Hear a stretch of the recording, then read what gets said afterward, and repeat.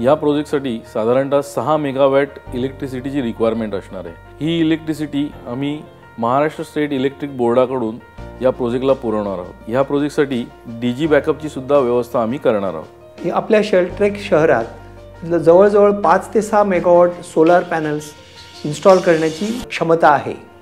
ते केल्याने आपल्याला स्वतः इलेक्ट्रिसिटी जनरेट करून जेव्हा MSEB इलेक्ट्रिसिटी उपलब्ध नसते तेव्हा ही आपल्याला वापर करण्यात मदत करू शकते। प्रत्येक घरात किचनमध्ये जे ऑर्गॅनिक वेस्ट निर्माण होते आणि शहरात पाणीपाचोळं जे पडलं जाते ते गोळा करून आम्ही एक सेंट्रलाइज्ड बायोगॅस प्लांट क्रिएट केलेला आहे, ज्याच्यातर्फे बायोगॅस किंवा मिथेन हा निर्माण होऊन त्या इलेक्ट्रिसिटीच्या फॉर्ममध्ये तो उपलब्ध केला जाईल। या बायोगॅस प्लांटमधनं जे मिथेन किंवा बायोगॅस निर्माण होणार आहे त्यासाठी आम्ही बायोगॅसवर ऑपरेट होणारे जनरेटर्स इन्स्टॉल करणार आहोत, ज्यांनी इलेक्ट्रिसिटी निर्माण होऊन ती आम्ही शहरातले स्ट्रीट लाईट्स, पंप आणि इत्यादी इलेक्ट्रिकल इक्विपमेंट ऑपरेट करणार आहोत। प्रत्येक घरात आम्ही स्मार्ट इलेक्ट्रिकल मीटर इन्स्टॉल करणार आहोत। हे मीटर प्रत्येकाचं डेली कन्झम्पशन मॉनिटर करून त्याला महिन्याअखेर बिल जनरेट करण्यात येण्यात मदत करणार आहे।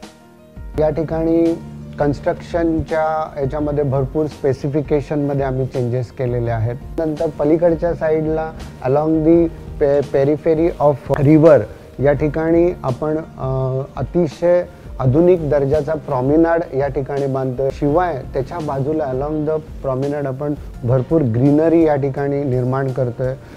त्याचबरोबर त्या रोडवर आपण बॉलिवूड थीम पण टाकलेली आहे।